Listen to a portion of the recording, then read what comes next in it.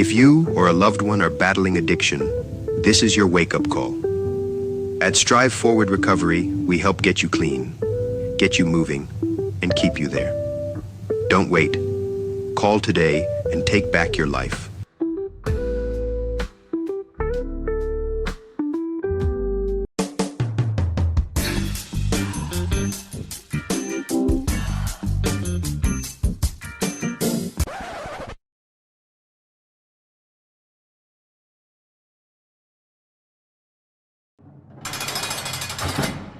Hey everyone, and welcome back to Indicted TV. I'm your host, Negra. Don't forget to like, share, and subscribe, and follow us on Instagram. Before we start, you already know I gotta give a shout out to my sponsors. Royalty Honey, keep it hard, guys. Also for the best jewelry for his glory, for some streetwear, street polish. And if you want to get sober, or you think you want to work on yourself and you need a safe place, make sure you guys hit up Strive Forward Recovery. On today's episode, we have Sticks. Welcome to Indicted TV. Thanks for having me here. I'm excited to hear all about you. So tell us where you're from, where you grew up. Obviously, I don't mean the gang. Where you grew up, how was the inside of your house growing up? Mom, dad, brothers and sisters, things like that. So I had a good upbringing, even though I didn't have a father. I was born in General Hospital, which is Lincoln Heights. Mm-hmm, I was born there too. Yeah. Who wasn't, right? November 27th, 1978. And then all my family was rooted in Boyle Heights. Okay. Like I got 5 siblings. I'm the youngest. And the oldest now is, I don't even know how old, but you're all from this. Yeah. But so I had, let me see, 3 older brothers and 2 older sisters. And I grew up with my older brother who's 3 years older than me and my sister who's 10 years older. And the rest were already like living their life and married and stuff. But all my brothers and sisters, they all went to Roosevelt, Garfield, Belvedere, Junior High, all that. So when they took me from the hospital to my home, I lived on a street called Alma, which is, I don't know if it's like City Terrace, borderline Boyle Heights. It's like the Juarez area for people that know them. And then I moved shortly thereafter, about a year after, I moved to Cincinnati, a street called Cincinnati, right off of Cesar Chavez and Evergreen, the next street over. And I lived there till I was like 7. And then I moved to Monterey Park and stayed there for about a year, and then moved to Rosemead, which is where I was raised in Rosemead. Yeah. Ah. And you were just raised with your mom, basically. So I was raised, just with my mom. He was like a father figure. Shout out to him. I don't know where he's at. Pancho. He was from, he was out of the Bell Gardens area, but he's from Zacatecas. He was like, just paisa guy, and he was there for me, as a kid. Like my earliest memories, I remember him being there. He's the one that got me into the Dodgers since I was a baby. He used to always listen to the games, on the radio in Spanish, or watch the games. And so, he was a father figure for me. But for the later years, he wasn't there. And so I didn't have nobody really around. My mom, she worked nights. She worked all the convalescent hospitals. So you were just basically with your sister and your brother? Yes. And so, you could picture that. Once we moved to Rosemead, I told you off camera, I started, pretty young, backing up the neighborhood at like 9 years old. You were 9. So I was already, kind of not doing crazy things yet, but I was already affiliated, Yeah, like if you're 9 years old and you're already like claiming something, that means, okay, you're already definitely going towards the wrong path. Yes. So my house ended up being like, where we used to hang out and bring girls and all that, young age, man. And no, at 9 years old? Yeah, no one, maybe a little older, but throughout those years, like throughout. As time progresses. Yeah, like 9, 10, 11, 12. And that was pretty much it, But you went to, you finished elementary and you went to junior high. Yes, I went to Willard Junior High. Elementary, and I went to Fern Temple Junior High. But shortly thereafter, I started going to Juvenile Hall. Okay, so at what age did you go to Juvenile Hall? I went like 11. Okay. And that was actually your first time going in. Yeah.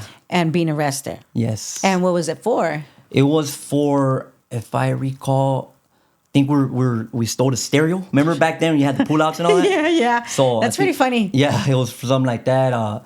And they let me out right away, and then, start going, Because you were on probation by now. Yeah, probation. That's what kind of the hook, and then start getting in trouble in school, all that stuff. And then.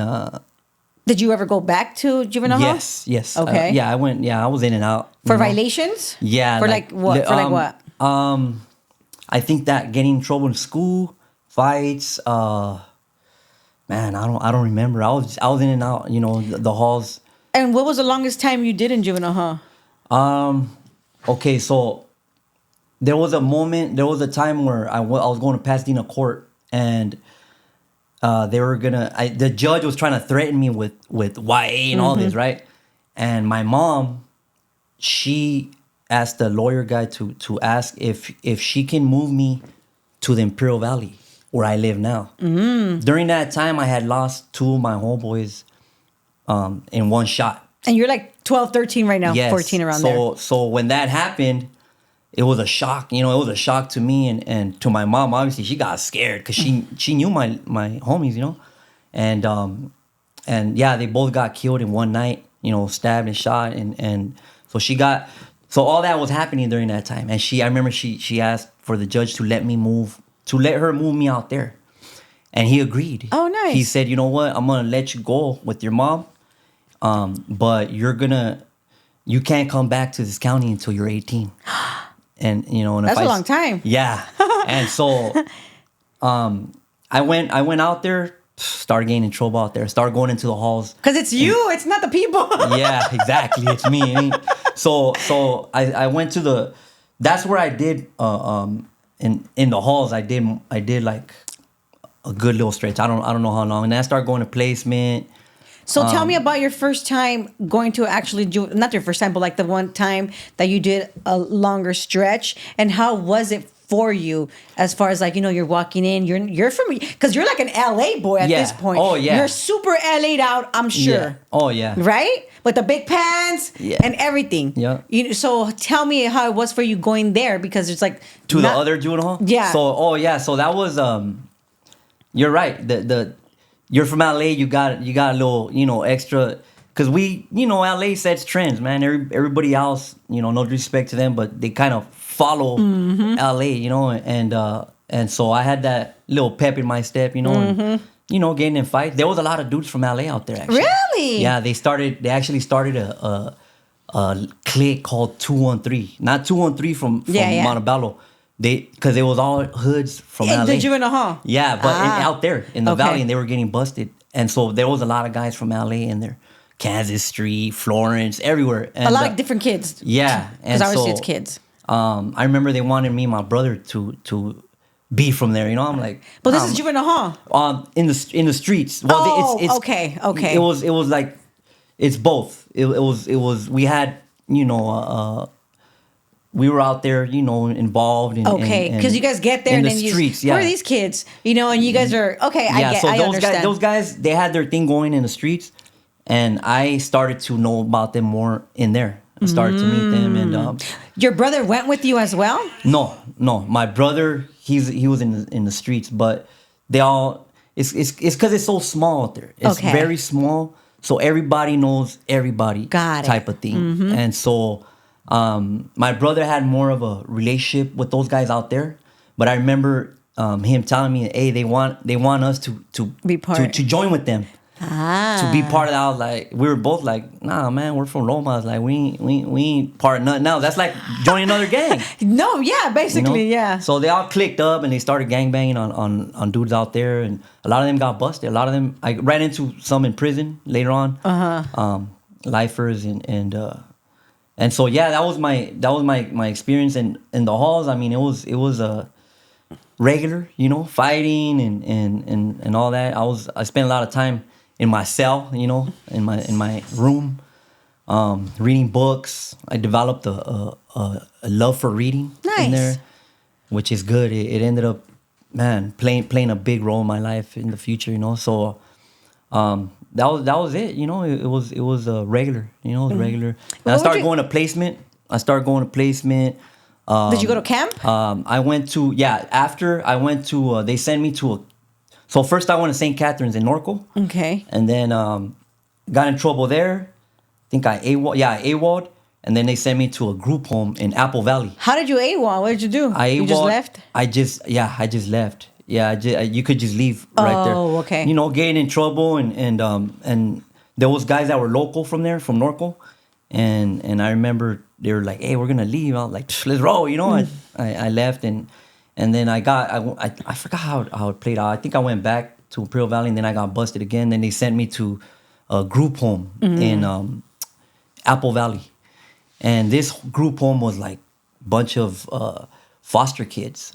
Majority of them were foster kids, people that didn't have parents. But I went to high school for like a little bit out there in Apple Valley. It was pretty crazy. There was a lot of racial stuff up there. There was actually a racial riot up there in that school. Really? Yeah, and there was a lot of dudes from. This was like in the 90s too, This is in the 90s. Yeah, there was a lot of dudes from LA. This is like 92. Oh yeah, those were rough days.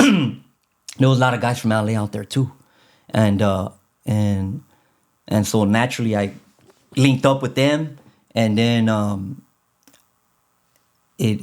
I remember there was a lot of blacks, and it was crazy because in the home where I was at, it was a lot of blacks, and so when it kicked off and all that, we were like, we live in this home, we're just gonna keep it peaceful amongst us, right?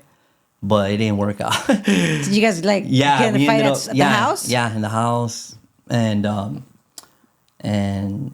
there was a lot of stuff going on. I had other stuff going on where I was getting into with enemies that I had over there.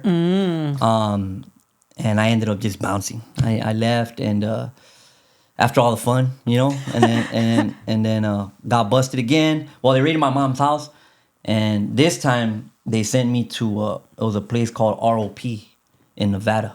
Oh, dang. Yeah, it was like a boot camp type thing. It was like a step where they don't want to send kids to YA. They want to give them a chance to, and there was a lot of good things that were instilled in me in that place.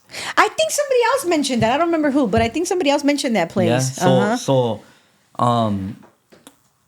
It's like a 3-level, how do you call it? It's like a 3-level program.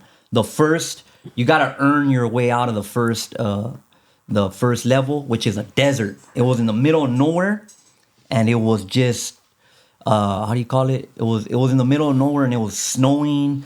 And I remember when I got there, I flew from San Diego, and I had a. Was that your first time in the plane? Yes. Tell me about your experience. So trip out. I had the clavo, and I remember swallowing. I swallowed. I don't know how much. Back then it was crank. Remember that? The brown one? Yeah, that brown, pink. They had it was like butter or something. Wasn't it like... they had peanut butter. They had like that strong, you know. And I remember I was on one. Oh my God. Yeah, I remember I downed it, and I was on that plane, just, you know, on a sick one. And then I remember getting to that camp, and I was on a sick one. It was snowing. So we go. I remember. You're all sweating. Yeah, I remember I got there during. Wow. I remember I got there during right around dinner time, and I'm in there. I go in. They gave me this stuff to dress up. They got this beanie. They got this little dress code. They had sweats and stuff, and I wasn't eating obviously. And it's quiet. You can't talk, right? And then the only thing you could do is go like this for seconds, right? That was the first time I seen Northerners. I was already prepared. Like, before I got there, I was already, like, laced up. Like, all right, there's going to be, you know, this and that. So, my first day, you know, this dude, I remember there was this dude, he threw up an N. And I didn't say nothing, whatever. And I gave my tray to the dude next to me. And I got his empty tray. And I went like that, like, to get seconds. And I pretend like I'm gonna go get food, and I the first day you got there. I already had it planned, you know. I was like, man, you know, you just didn't care. I was a knucklehead, you know, and just walked up to him, hit him with that tray, bam, and just, you know, start getting down. And it was like that for the first, I don't know, 2-3 months, like. Because how long were you there for? I was there for for a while. You're supposed to be there for like you're supposed to earn your days, I think, and you're supposed to earn 100 days. And so I was earning nothing. Yours was getting taken away. Yeah, there was this place called Specials where when you fight, you get down or you get in trouble, they send you to a place called Specials, and they call it Specials because it's a special place where all you do is work out. But they do crazy workout. Like they'll do, say like leg lifts. You know, leg lifts, you're on your back. You lift up your legs apart, together, down. We would do leg lifts up, and they'll leave us there for a long time. That's apart. And if you drop it, you got to start all over. Like those are good for your stomach. Yeah, that's where I learned, really to just work out. I learned a lot of discipline. I learned, I used to run a lot. Once you got sober, once, I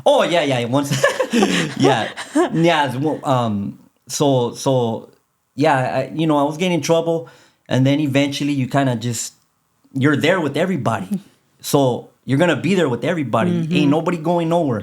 You're gonna have to learn to get along with some of these dudes, and that's what happened. Just started little by little. Yeah, programming, as they say. You go to school. You do every day. You do workouts. You do 3-mile runs. So yeah, that was my experience there. And then from there, once I graduated, I went to it was like the second phase, which is still in Nevada, and it was more like a regular camp, more like a regular type camp. It wasn't so militant, And then you stay there for another 100 days, and then you graduate to like a halfway house. So they sent me up there to a place called Camp Connell, way up there in the Sierra Nevadas.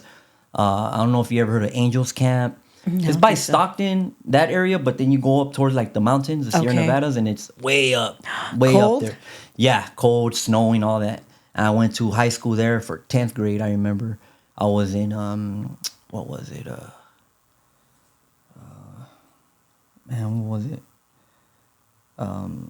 Bret Hart in Angels Camp, and started. I just wanted to go home, I was already doing good. But I went on a home pass, and I remember we were on the boulevard. Remember the boulevard? And one of my homeboys got killed. And I was supposed to catch a plane in Ontario back to Oakland.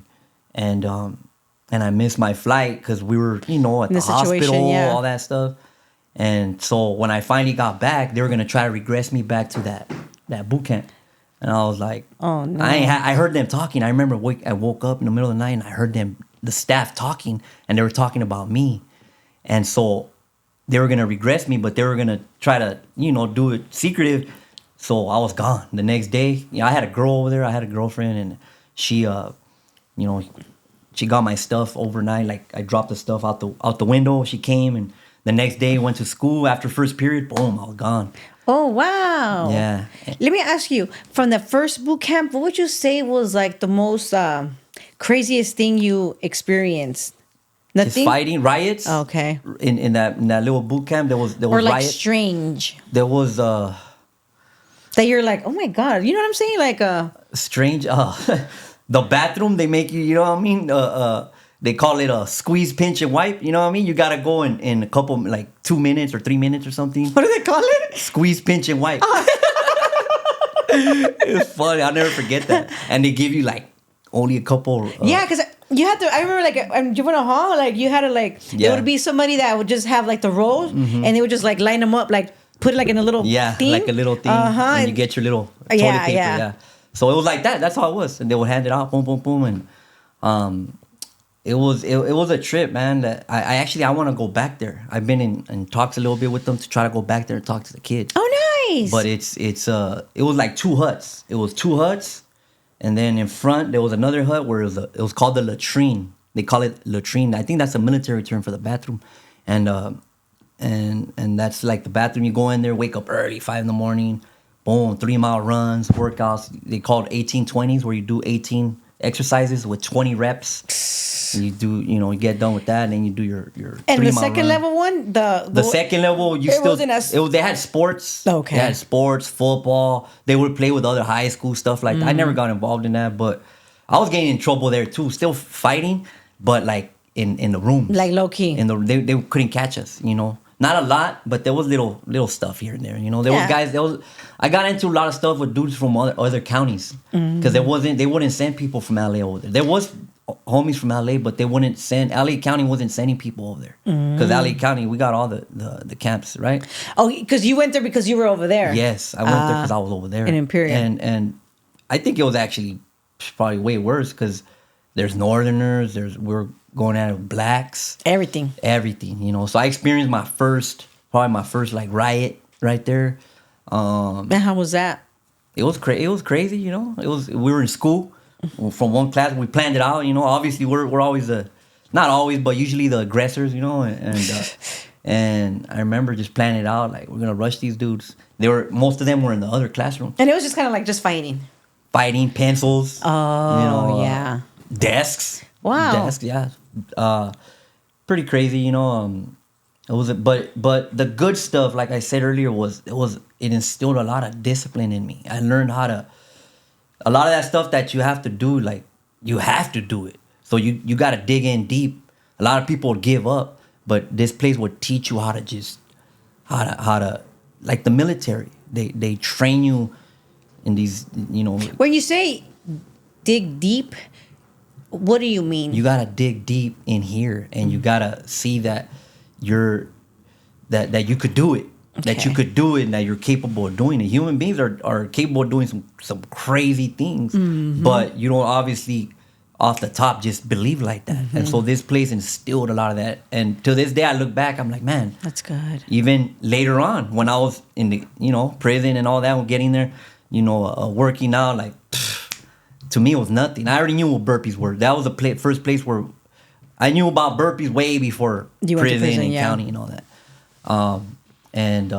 So yeah, but that's a good question because a lot of sometimes in life you're gonna face things, and what are you gonna have to do? You're gonna have to dig deep. You're gonna have to. That's like comes within yourself. Like, what are you willing to do to help you? Yeah, be strong and of course faith and all that comes in too, but just aside from that, there's things that that we all face in life, and sometimes some more than others. People that grew up like us, we're gonna face obviously a lot more than regular people. For sure, civilians as they call them. Your face. Yeah. So yeah, where was I? You ran away. Okay, so because you heard them saying that they were going to send you back to the. So she drives me to the Greyhound, and I remember, we were all, hugging and all that, and because I don't know when I'm gonna see her again. Aye. So I remember I missed the bus. I ran out. I remember running out like, hey, I told the bus driver, and he was like, I'm a bus driver now, so I know what you can't. Stop. No matter what, you can't do that. Like you can't. Really? It's like a rule? Yeah, you cannot open once you're past that stop. Yeah, it's a safety issue because if you stop, what if something happens? Yeah. So somebody could hit you in the back. Be held something. liable. Yeah. So. Okay, that makes sense. Yeah. So I didn't know that at the time. I was cussing that dude out, and then what happened? So she drove me back all the way to my neighborhood. Oh, so she had a car. She had a car. Yeah. Oh, nice. And I remember telling her to call her parents, and she did, but they thought that I kidnapped her.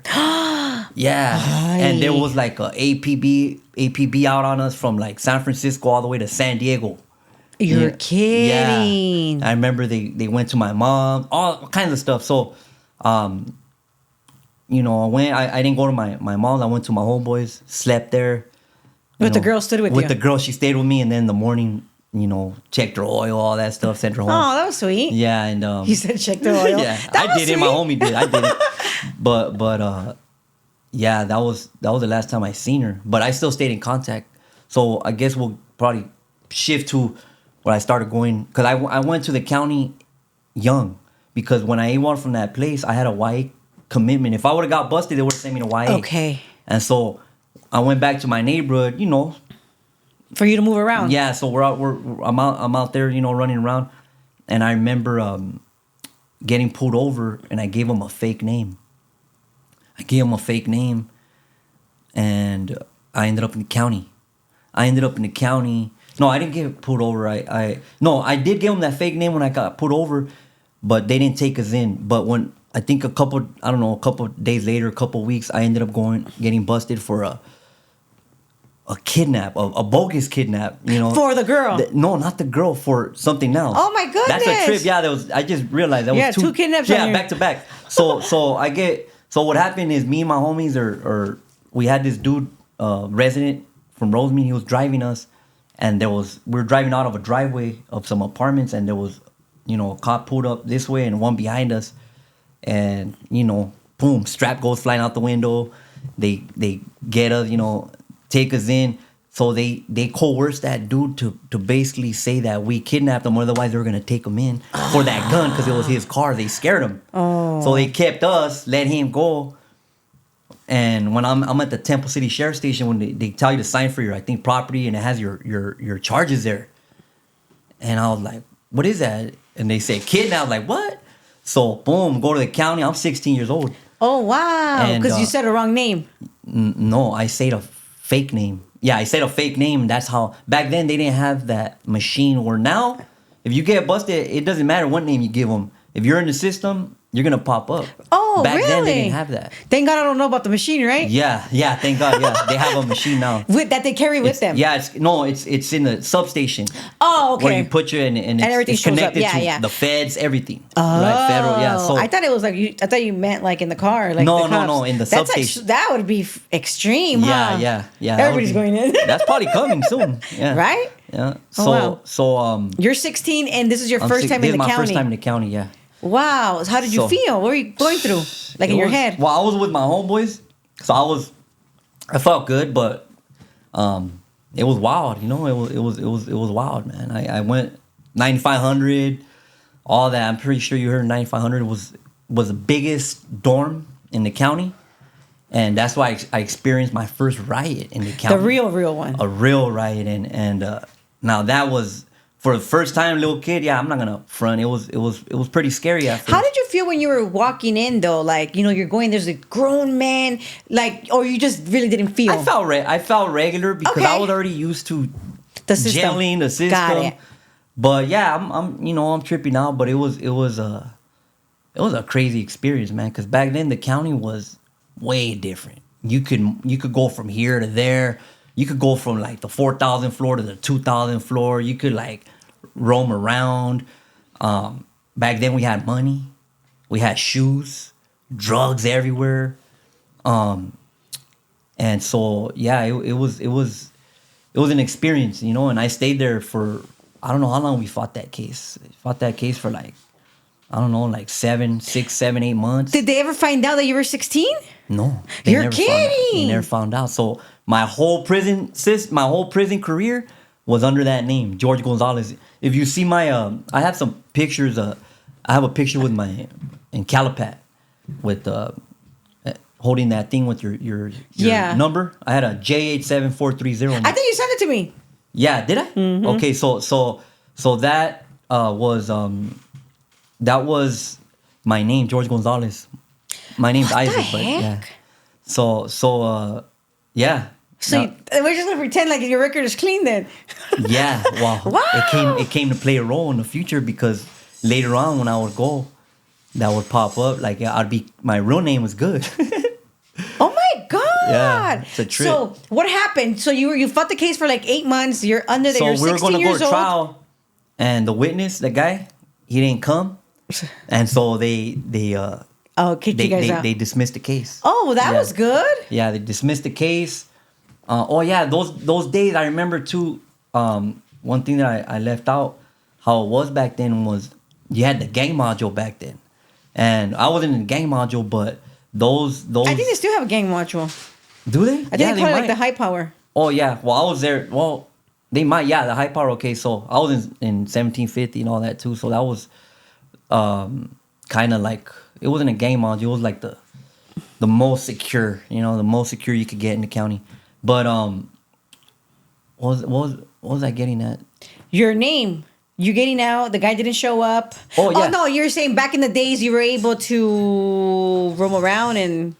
Yeah. Okay, yeah. So I get out from the case and I get busted again like a month later For what? for a robbery. Okay. Bogus robbery. My homies hit up some dudes and lifted up their shirts and I'm not gonna put the neighborhood out there. They're from West LA.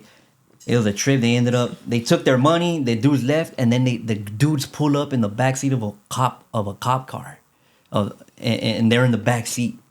Pointing. Oh Yeah. my God. Gang members, and so I go to jail for that. I didn't even know my homies were doing that. I was inside it was the gyms. We were at a gyms, and boom, I get busted for that, and that was my first time going upstate.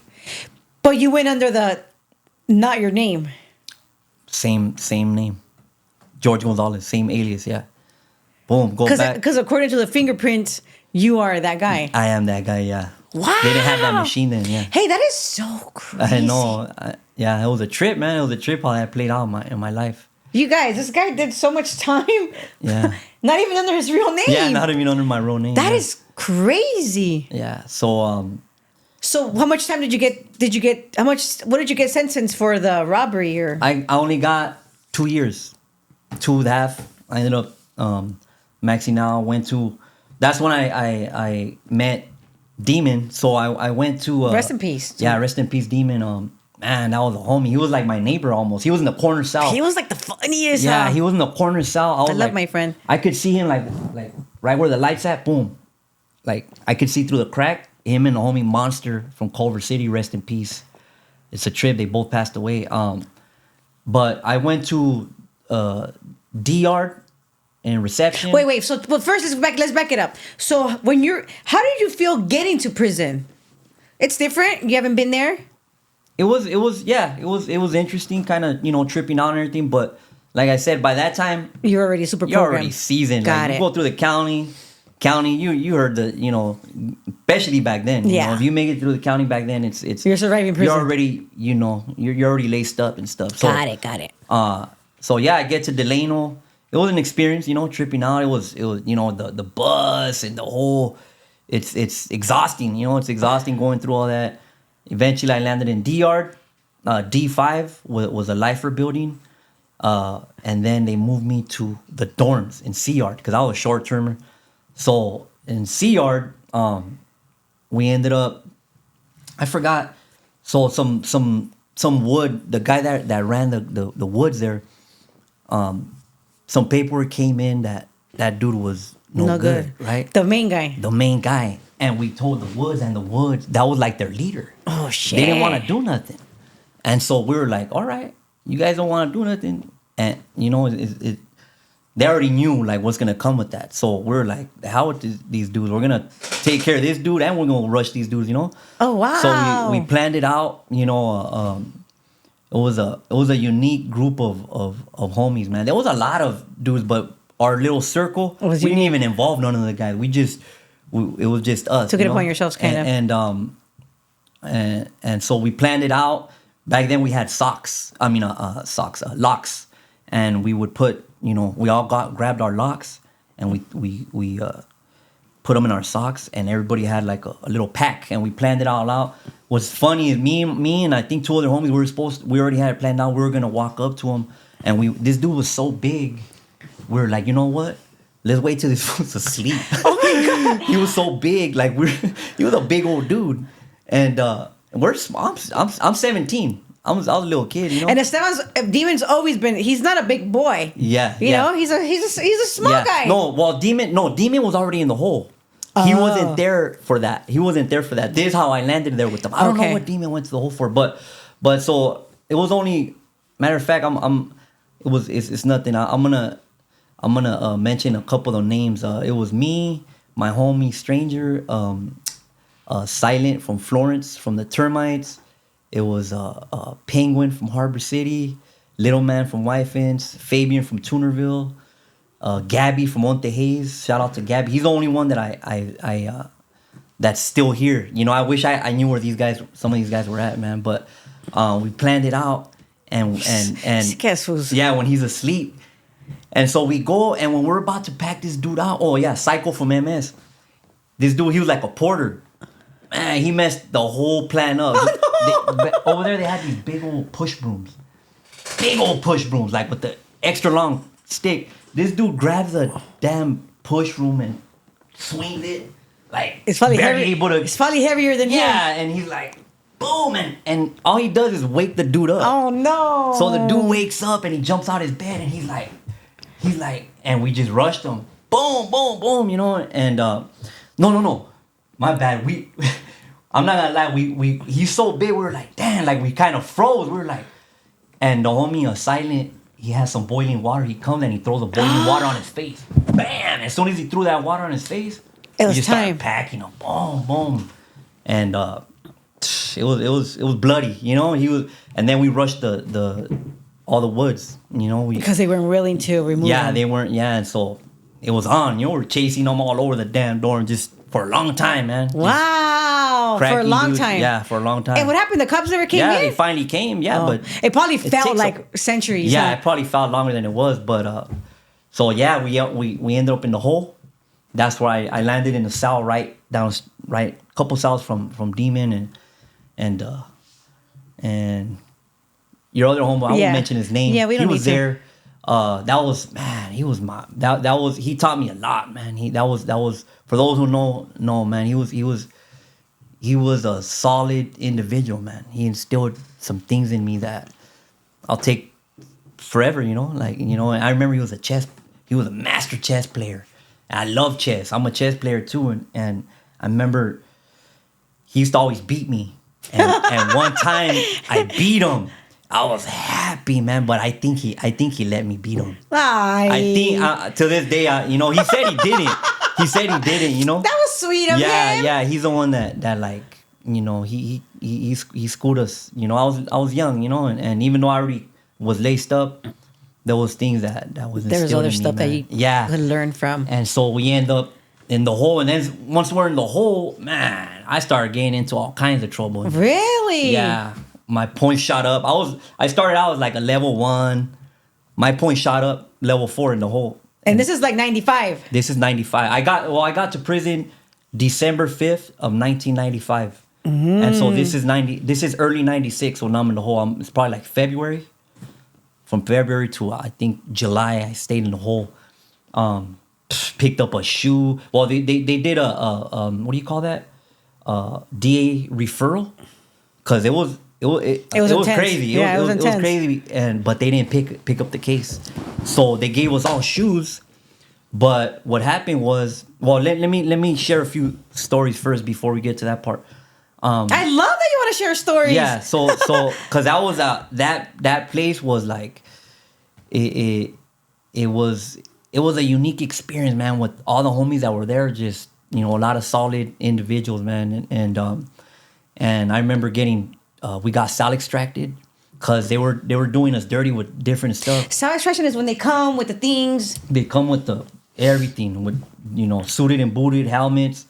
And they were going cell to cell. First we flooded. I think we flooded the heck out of everything, and then they turned off the water, and then they came and they started one by one, and just watching how they were doing it, because the homies were fighting. Like it was crazy, and we're right there watching. We were like one of the last ones to get. So we watched almost everybody.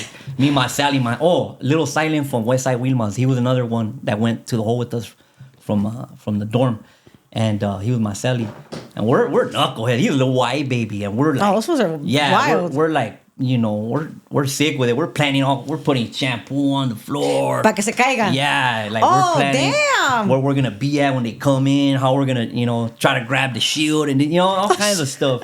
Wow. So I remember that's crazy experience. I remember they took Grande from Northside 18. He was a big old dude. And I think it was Chango from Breed Street. I think when they couldn't get them, and they stuck the block gun through the trace lock, and the homie took the gun. Oh wow! I think it was Chango or Grande, one of those two. And those fools sound like vicious and fools. we're like blast, like shoot them, like we're like in the street, and wow. And I forgot what happened. I forget exactly how it played out, but they eventually got them out. And I remember he was so big we're on the top tier. They try to like carry him, but they couldn't carry him like with your legs and hands like this. Mm-hmm. And he was so big they couldn't carry him. They were dragging him. So they drug him down. The stairs are metal. And he's like probably hitting his head. The stairs are like we all got beat up. We got beat up. Like we got it pretty bad. People broken arms. Dudes getting shot with a block gun in the head, all in the back, all bruises everywhere. Me, to this day, they hit me with the baton. Once they came in, I was about to ask you. Yeah, so once they came in, my Sally, he got, so right where the cell, where you come in, there's a toilet, and there's a little space in between the toilet and the door. And so he went in that little spot. I ended up in the middle. There's nowhere else to go, So they come and we started trying to, get ours and stuff. Eventually they hem us down. And when I'm on the ground, the dude hits me with a baton in my damn knee. Boom! Like, and I just felt like something like I never went to the doctor, nothing. And so till this day, like I still, like if I get like if I'm doing something on the floor, I gotta, like I could feel it. When it gets cold, it hurts too? Yeah, like it's, and I never knew what it was. Like it just you shattered your freaking bone, probably. Yeah, who knows what the heck it was. And then so that is crazy. So they moved us I'm all. like, did anybody slip from the shampoo? No. Yeah. Well, I think it did work initially, but it wasn't like how do you call it? Like all crazy. Yeah. I mean, we did what we could. We were small. Yeah. We were small little youngins, but so they threw us in different cells. They moved all in different cells. I ended up downstairs. It was all flooded. They threw us in our cells with no blankets. It was cold. In our boxers. I remember that night I slept I rolled myself in my mat. I threw we rolled ourselves in our mat just to be warm.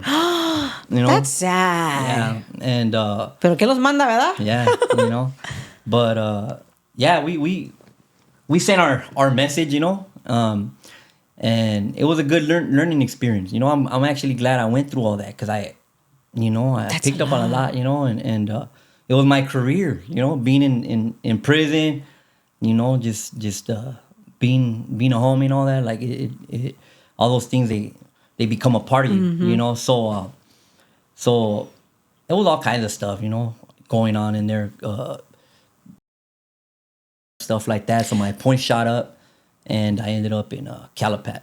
Okay, and but now you're closer to your family. But yeah, my mom. No, actually, did my mom still live out there? Yeah, I think so. Yeah, but I didn't get like visits or nothing. Okay. But yeah, I was out there, and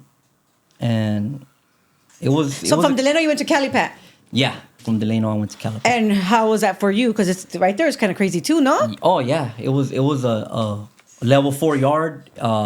They were transitioning, I think, to a level 3. But it was, I loved it. Like as far as being in prisons, that prison at that time was like, your homeboy was my Sally, Filero. Filero was another guy that was in there in the Wait, let me ask you.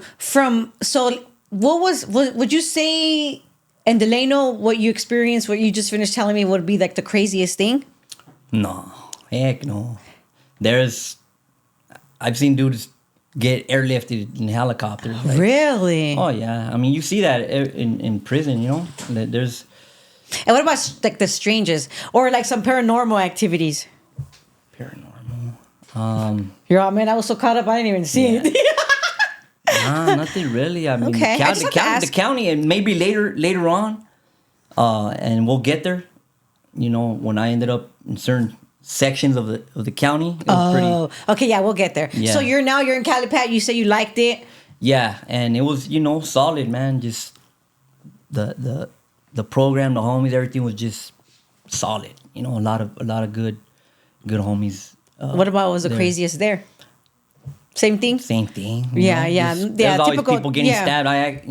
All that.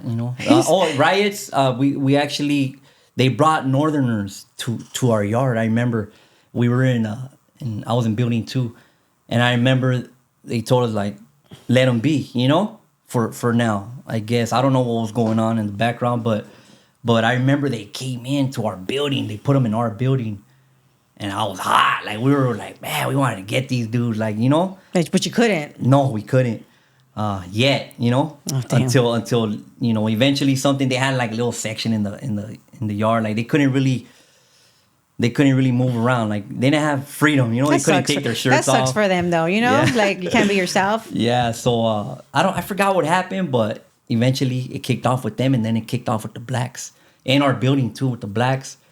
And I went home on lockdown. I maxed out. Really? Yeah. And that was just your 2 years that Yeah. you did. Oh my God. Yeah. So yeah. I get out. I don't know, 97 sometime. Those were crazy years for me. Yeah. 97 was a crazy year for me. Yeah, I get out 97 sometime. You know, back to the neighborhood. Oh, so you came back here? Yeah. Yeah. I went back. And You're on parole now. I'm on parole now. You're on swole. Yeah, you know. You thought you were the man. Yeah, that's all it is, you know. I am the man. And then so what happened?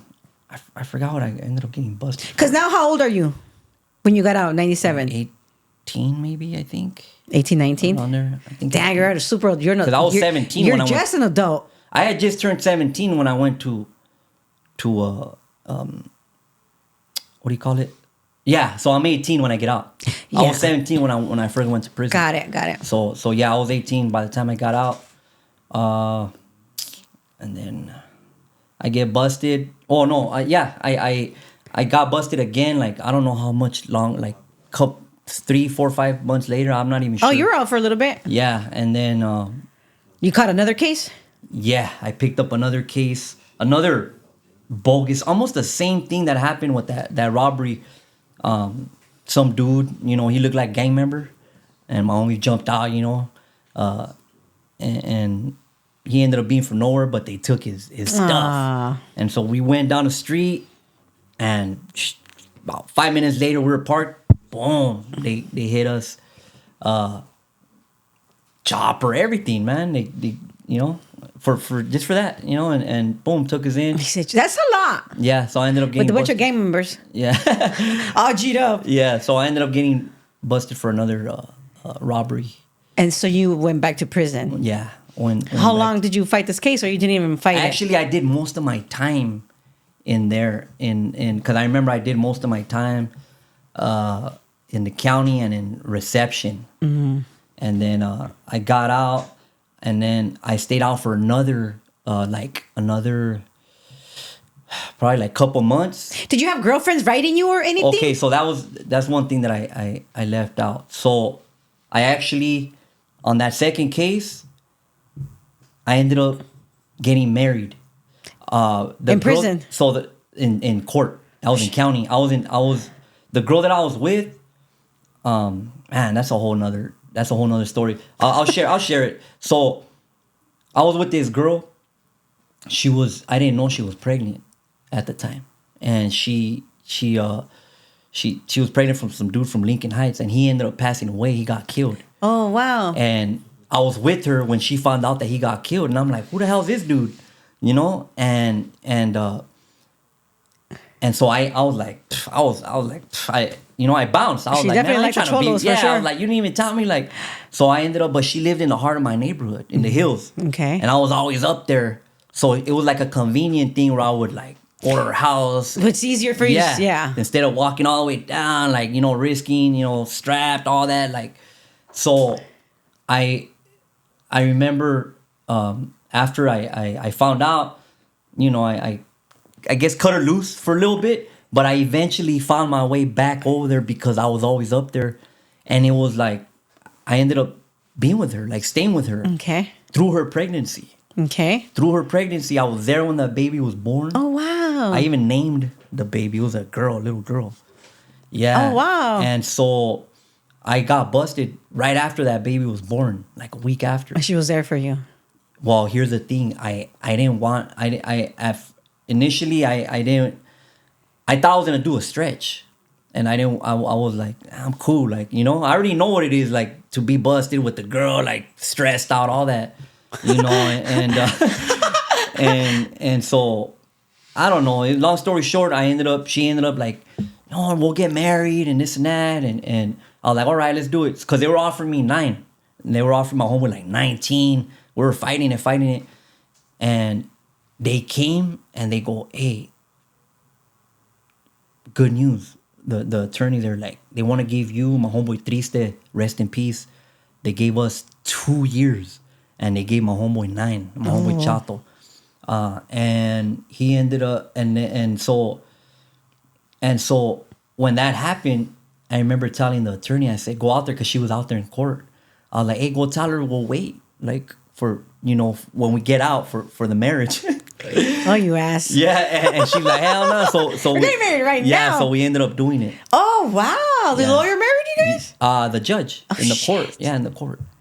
And but man, as soon as I went upstate, I already felt I was already getting done dirty. Oh. You know? I went through all that since you were I was a stressed kid. out? Like, you were calling her, she wasn't answering, all of that? Oh, no, well, I was in reception, but I could just feel it. Like, you know? Yeah, for real. No, I'm not lying. I believe like, you. I could just, like, you could just feel it. And lo and behold, when I found out during that time, she was already doing her thing. Doing her thing. So.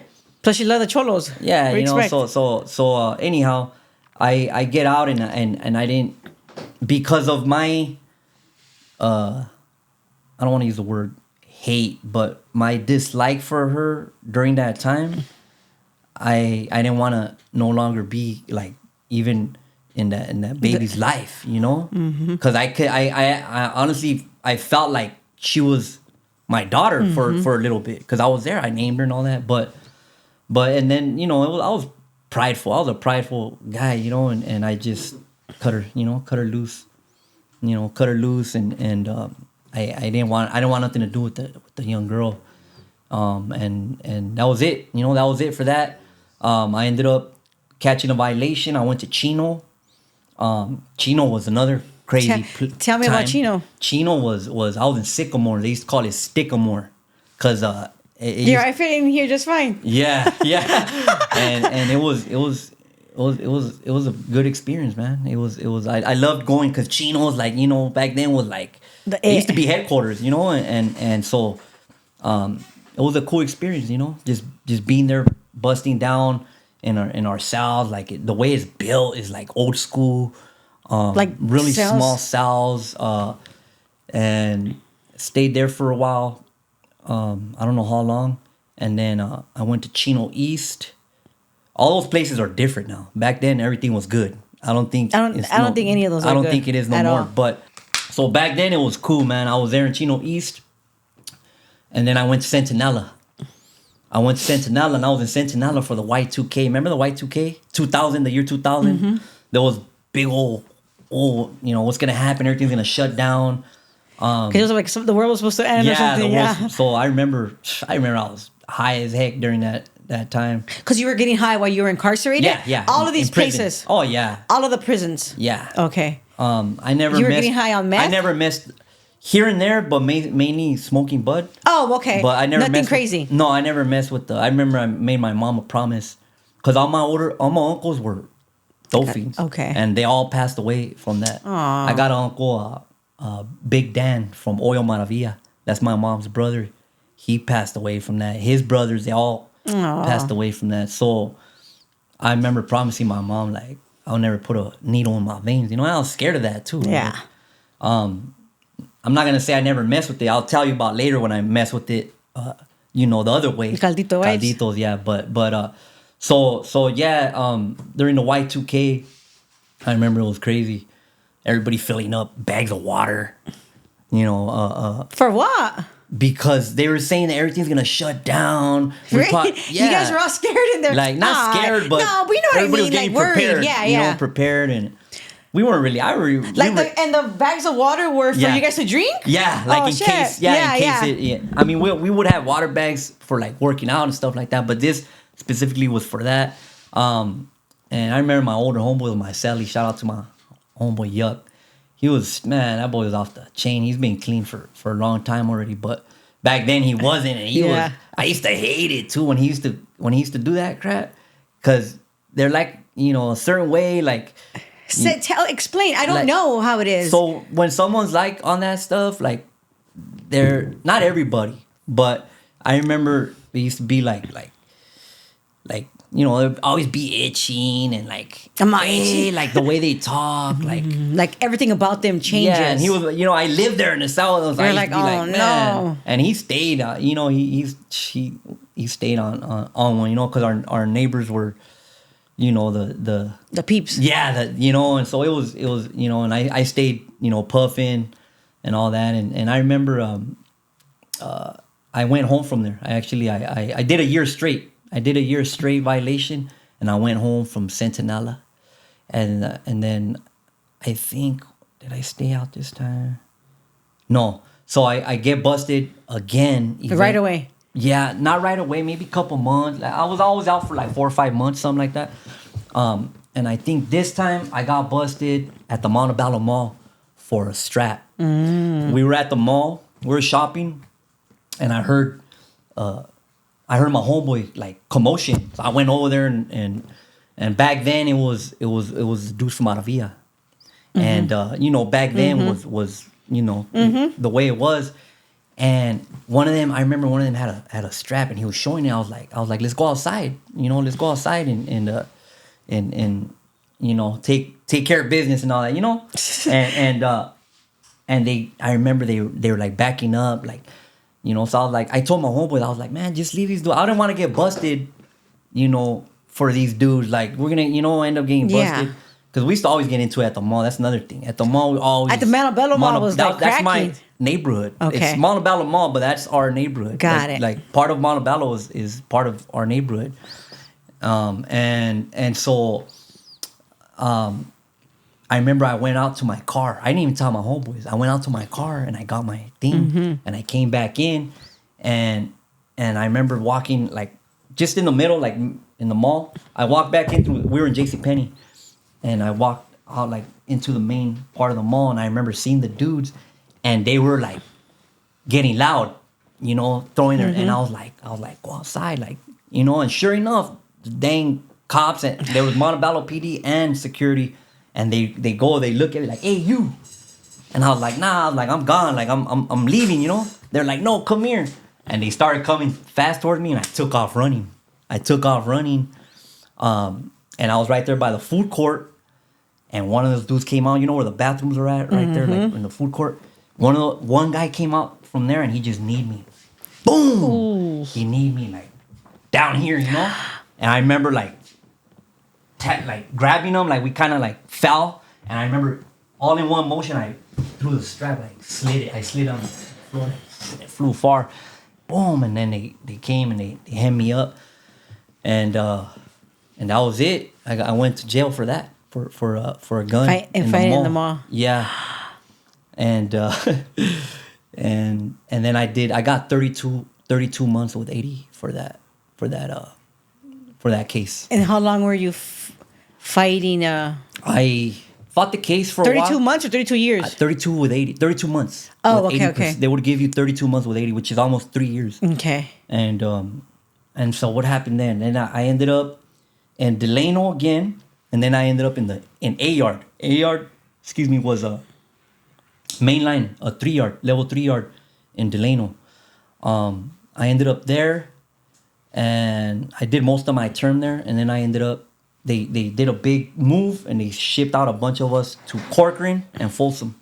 I went to Corcoran, old Corcoran, and then I went home from there. I went to Corcoran for... How was Corcoran? Because obviously this is a different prison. It was cracking with the Bulldogs. But in that yard, we only had 2 buildings, and we had the gym. I was in the gym. A lot of us were short. We were going home. But it was cracking. What was the strangest?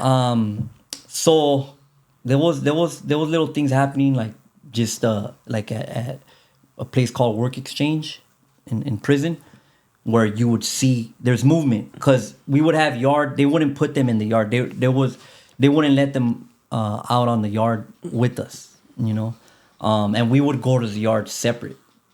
And the homies that were in the buildings, they were on lockdown. So they're on lockdown for Fighting. Yeah, so we had a little couple incidents there. Nothing crazy. Yeah, and then I went home from there, and this is the time that I stayed out a year, from 2002 to 2003, late 2002 to 2003, and during this time is where I learned how to drive buses. I worked in Pomona, out of the East End yard, but I started messing up. I started going back to my neighborhood. I used to live in Rancho, Cucamonga, and I remember I used to go to my neighborhood all the time. And little by little, I started getting high. It's the high that messes you up. Yeah. I was doing a lot of overtime, driving the bus.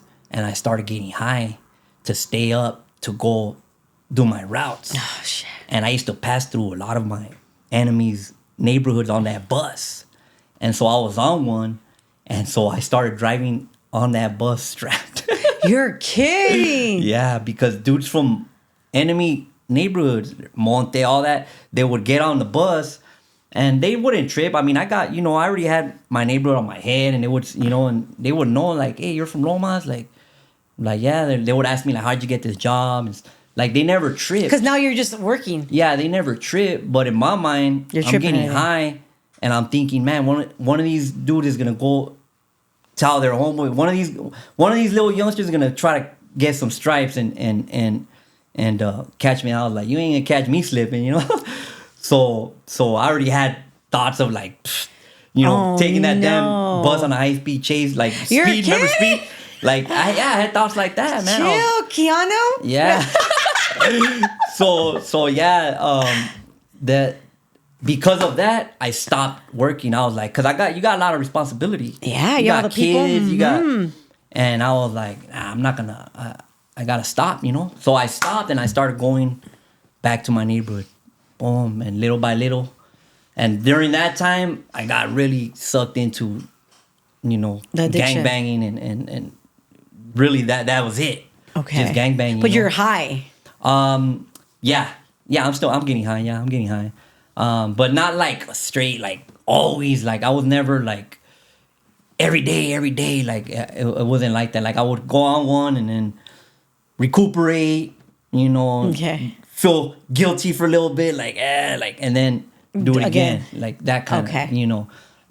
It wasn't like every day. I had my little times here and there throughout the years, but thank God I never got like that, like the way I heard you like me eating the mention. fucking cookie all day. I didn't want to say like you, but yeah, that's how you feel, fool? nah. But I've heard you. You're share. So, thank God I never got like that. But it was a crazy time, that time, and I remember on my birthday, November 27th, happened to fall on Thanksgiving. We were up to no good, We were up to no good early in the morning. And I was in, out there just, on the hunt, and I remember it was early, so we couldn't find nobody. So I used to live in Sereno, over there by Metro, Metro's neighborhood. Mm-hmm. What is that? Valley turns into. So I'm on Valley. By the train tracks? I'm on Valley right where the 710 is about to start. Oh, yeah. So my brother owned a house right in front almost by Cal State College. I forget the street. So we were staying there. My mom was staying. We were kind of taking care of the house. And we were taking care of the house. Supposedly for taking him, care of the house. For him, yeah. But that was like our little spot. So we're driving back, and Alhambra PD gets behind me. And we're strapped and everything. And I'm like, damn, my homie was supposed to get out and run, But it was almost nowhere to run, and it was like, not to say he hesitated, but it was kind of like yeah, it just happened so fast, and he's like, go, I was like, man, I just stepped on it, jumped on the 710, boom, went on a high speed chase, landed over there by Fremont behind the 7-Eleven on one of those little streets, and we all jumped out and took off running. Whose car was it? Was it a G-Ray? It was my car. No, it was my car. Goodness. And we jumped out the car with the car running. And I remember me and my little homie Trippy, we ran together, and my homeboy Baby, he ran separate. Shout out to my homeboy Baby, he's a lifer now. And he got busted. They got him fast. Me and my homie Trippy, they couldn't find us. We were hiding. And I think a lady, she came out and she seen that we were there, and she told them, and we ended up getting busted. I remember I was tired from running, just that, when you like work out live, that feeling like, so I felt like that, and then I felt the drugs. Like you want to throw up? I did throw up. As soon as they cuffed me, they had me on the what do you call that? The sidewalk? Mm-hmm. The little curb. Just started throwing up. I felt horrible, man. And they took us to the Alhambra PD. And they let my homeboy Baby go. I tripped me out, like, man. He out of everybody. He probably didn't even have the record. He's the one you that was did. supposed to. Yeah. Well, he had went to YA and all that. He already, but they let him go, and they kept me and my homie Trippy. My homie Trippy went to YA. I went to the county. Wait, and all this time you're still going in with the wrong name? Yes. Oh my God. Still, yeah. And I think that time I was under my real name in the county, but once you get upstate, you're automatically the person. Whatever name you have with that CDC number, they're not gonna change it. That's you. That's crazy. That ended up being me for my whole prison career. I was. Well, thank God you didn't ruin your own. Just kidding. Yeah. So where was I? I missed a little part. So during this time that I was out that year, I was involved in a lot of crazy stuff. I started waking up spiritually, and I didn't know what it was. I started seeing things differently, and I started to feel like different, like a presence. Like I started seeing numbers. I'm a numbers guy. That's how I believe the Lord got a hold of me. I started seeing numbers, and so I needed to share that because it plays a role eventually. I got into a lot of new age stuff, which a lot of people believe in nowadays. I personally don't. What is new age stuff? New age like what? is manifesting, the law of attraction. I used to meditate a lot, yoga. I used to mix all the religions, and I used to do that. I guess we'll get into a little bit of that later, but I'm down for mixing the religions. Yeah, I was into a lot of that stuff. I started reading a lot, and so during that time, that's what I was doing. That's why I mentioned that, because during that term, I used to tell my sister, used to send me all kinds of books, man. Hey, send me this, and I just. When you went back for the high-speed chase. Got it. And I got 32 months with 80 for that. So you always got 32 months, huh? 32 months with 80. Boom, went upstate.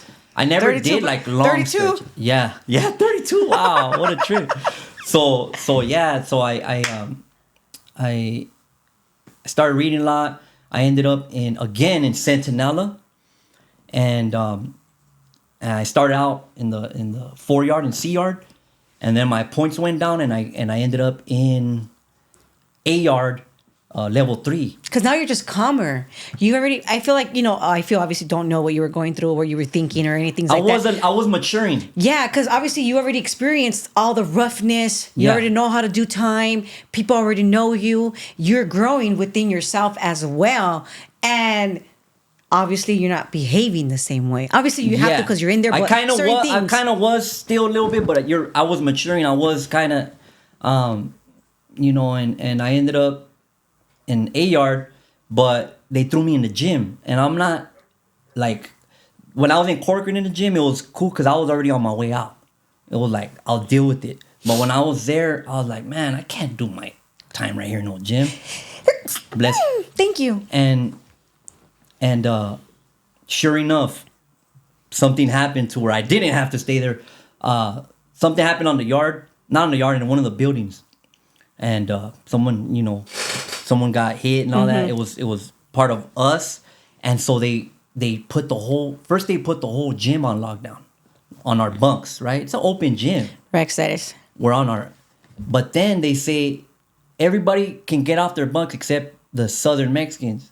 And I'm like, what? I'm like, I'm not gonna, it's an open gym. That usually doesn't happen in open gyms like that.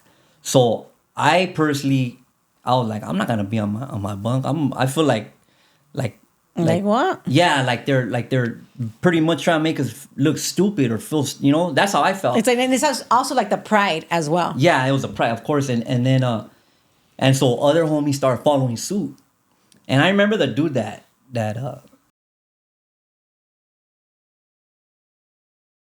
he was just, that's all he cared about. I was only there a couple of days, but right away I peeped everything. Especially because you know how you've been there and done so that. a lot of homies started following my lead, and they brought in. I remember the Lieutenant Wilhelm. I still remember his name, and a couple other ones. They came into the gym, and he tried to. I was like the one talking. He tried to like, hey, you whoop, and I played our case. I was like, look, this is not normal. This doesn't happen. When you put, this is an open dorm.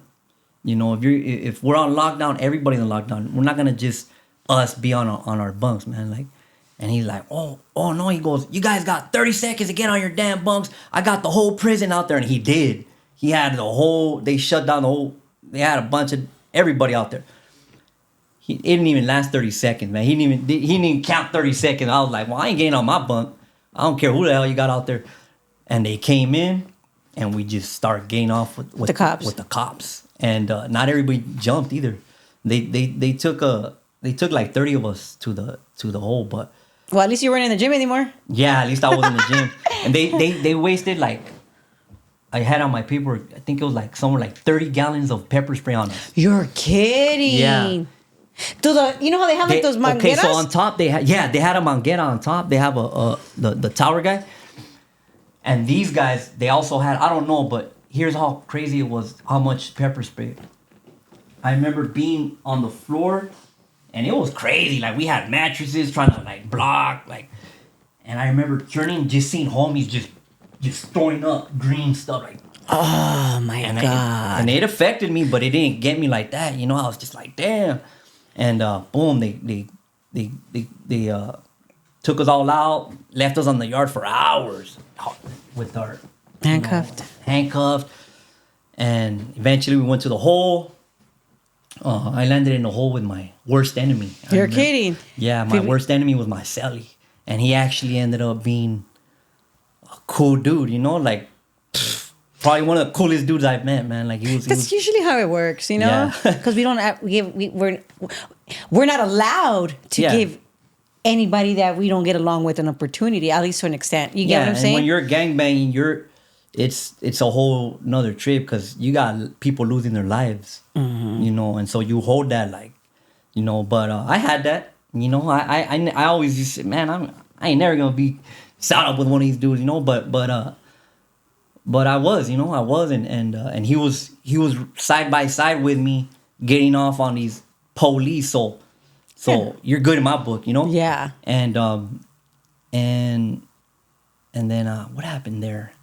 So I stayed there, did my little hold time, ended up on D yard, and then D yard started cracking with the blacks. So we started getting into that. I ended up Oh my God. I ended up picking up another case for a bone crusher. And I remember going to court over there in El Centro, where I live now. And El Centro is a trip, Now that I look back, I'm like, damn, this is where I was coming to court. And they were trying to stretch me out for that strap. I was already on my way out. I was 2 months to the house. Yeah, because you only got 3 years. I was 2 months to the house. And I picked up that case. And I remember telling my mom, she passed away in 2020. I'm sorry. I remember telling my mom, like, Mama, like, I'm going to do good now, esta vez ya va a ser diferente, and I really had that mind, like, man, I'm tired of this, man. I'm trying to, start a family and have, and so I got love. They gave me 2.5 for that strap. So they gave me 2.5. My points shot up. I stayed in that hole in C6 for like, I don't know how long, almost a year. And I went to Tehachapi, level 4, the 180 there. What was different from that one from all the prisons you've experienced? It's more structured, you know. Of course, the people are different, you know. The mannerism. Yeah, and everything. everything's different than in a 3-yard. I never went to a 2-yard, none of that. But it's different, you know, and it's good. It's good. But that prison was, I hated that prison, man. They had the yard was concrete, you know. It was, and the cops were like horrible. To get our packages was like, man, it was horrible, man.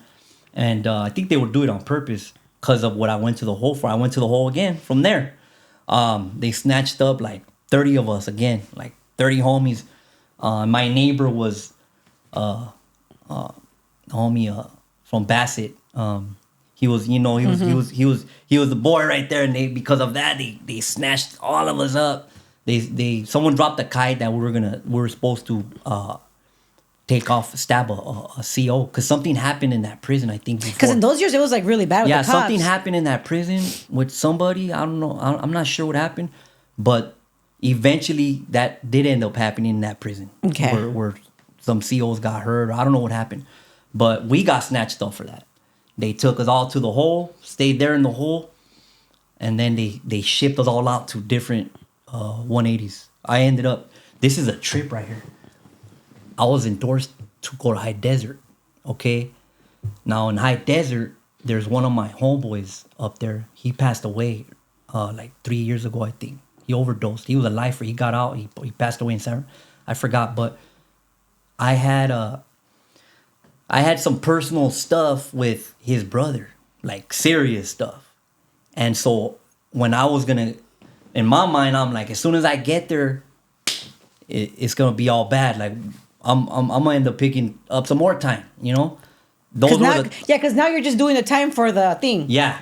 So those were my thoughts. So trip out, I'm endorsed to go to High Desert, and when they come pick me up, I see the property stuff, and I see SATF, which is SATF, which is New Corcoran, the 180. C-yard. I think it's the only good yard there. So I'm like, hey, where's the High Desert buzz? They're like, no, you guys are going to SATF. I'm like, what? What do you mean? Like, yeah, we're going to SATF. So somehow it saved your life. Yes, that ended up, because I'm positive, like, it would have turned out not good. And so I go to New Corcoran, and I only did, I don't know how many months, maybe like 6 months. I don't know how long, but I put in time. Oh yeah, they had took some time in Tehachapi for nothing. Like, we didn't do nothing. They just snatched us up under conspiracy.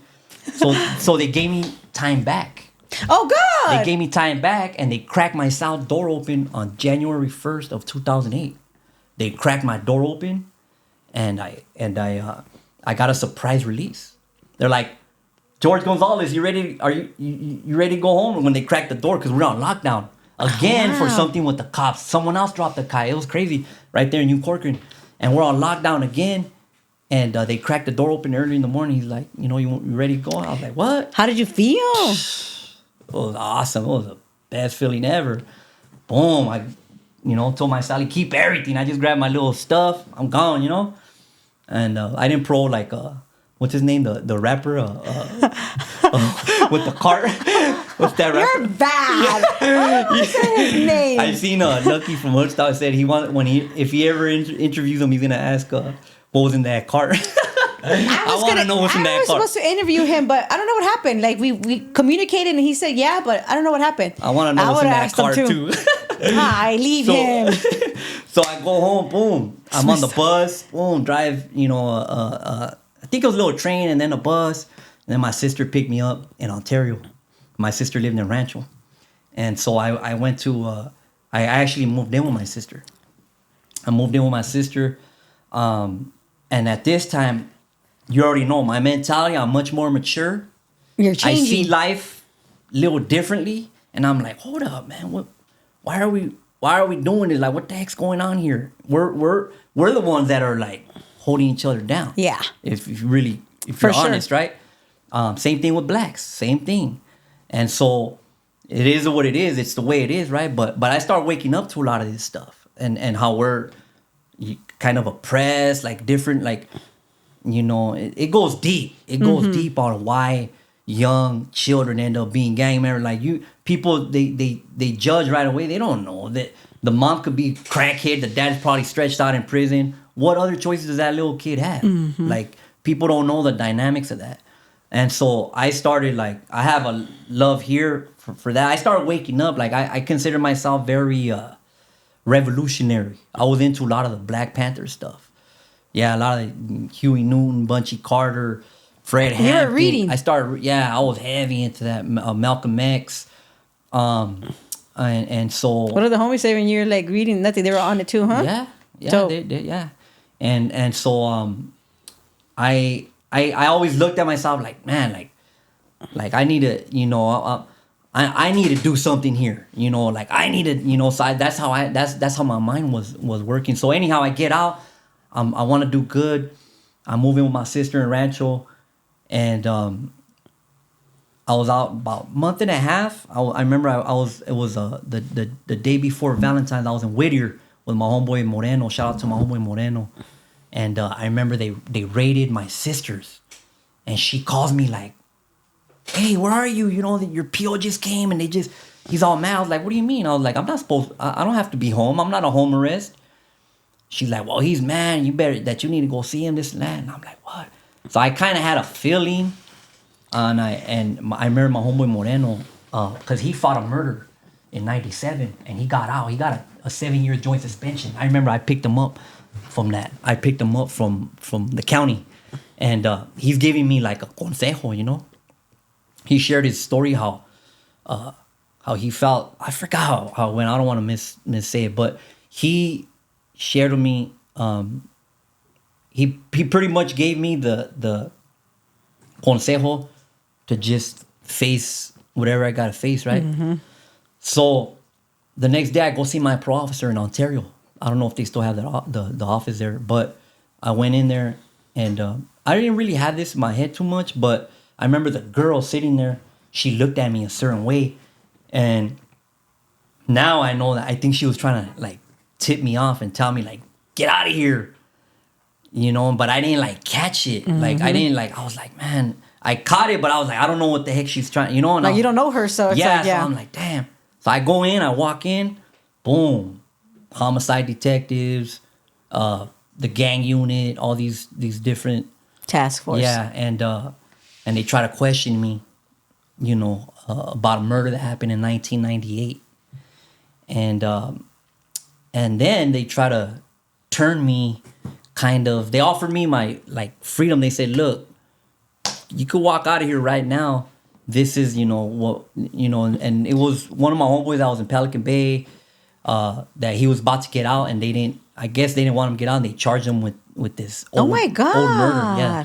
And so the story was that he supposedly wrote a letter, and that myself and other guys carried out this murder, which was one of my homeboys, my older homeboys. And so they try to turn me. He was a person of interest for them. For those who know, they know. You know, and so they didn't want him to get out, and the other guy, one of the guys was already cooperating. He was already doing time for this murder. He was in Calipat, and the detectives went to go see him, and they pretty much turned him, and so he started working with them. Oh my goodness! And so I was the last one, and so they try to like, the other guy started. There was another guy too. He was living in Ohio. He started cooperating with them. They brought him down. Wow. He ended up in the county, and then I was the last one that they had. They try to like turn me against them, and I was like, man, I don't know nothing about this, man. I just got out, like, you know, and like, look at my record, bro. Yeah, and I'm not even ever here. Yeah, and they kept, you know, trying to get me. They said that my life was in danger, all kinds of BS, right? But boom, they just stand up, you know, you're under the arrest for the murder of Whoop-de-Whoop. And I'm on my way to the Temple City Sheriff Station. This was in February 14th of 2008. And so I spent the next 5 years in the county jail fighting this case. Wow. How was the 5 years in the county? And I don't even mean like, how was it? Like, tell me how it was. I mean, like, you're not able to go outside. Like, you're in one place, like, for 5 years. Yeah. How was that for you mentally? I think I got through it pretty good because I've been jailing since I was a kid. But I represented myself for 3.5 years. Because I had my initial attorneys were Trash. yeah, and my mom got me an attorney. And she was cool. It was a female, but then I think the DA turned her, and she started acting funny. I caught it right away. I was like, "What the heck's going on?" Like, and I fired her. Boom. I said, I actually gave her an ultimatum. I said, "Look, I'm fighting for my life. If you're not willing to fight for me the way I believe I deserve to be defended, then that's fine. You can walk away right now." They're not supposed to do that. It's illegal for them to say, "Okay, yeah, I can't represent you," just like that. But I said, I'm not gonna say it's fine. You can just walk away, and she did. She walked away Because she knew she got turned. Yes, and I ended up going pro per, which is representing yourself, and it was a battle. I started reading case law. But at the same time, I'm dealing with the county, I got sucked into the heavy, in there. We won't talk about about a whole lot of stuff, but obviously, I was going through especially all that. in the county. Yeah, and I want to share a few things that led up to what happened after. So I went pro per. I'm fighting the case, and there's things that happened in between that led up to my release. One is that I was in a courtroom where my rights were being violated all the time, and then the stenographer, so there was things that they were not putting in there when I was arguing my case. Really? And that's for appellate purposes. That's a big thing. You gotta lace the record. Mm-hmm. And these people were purposely. I didn't know this. So at the time, I'm in the hole in the county, and I'm going to a bunch of hearings. I'm going to different hearings. And I remember, and it was cracking in that county. I remember a homie from Harpies passed away.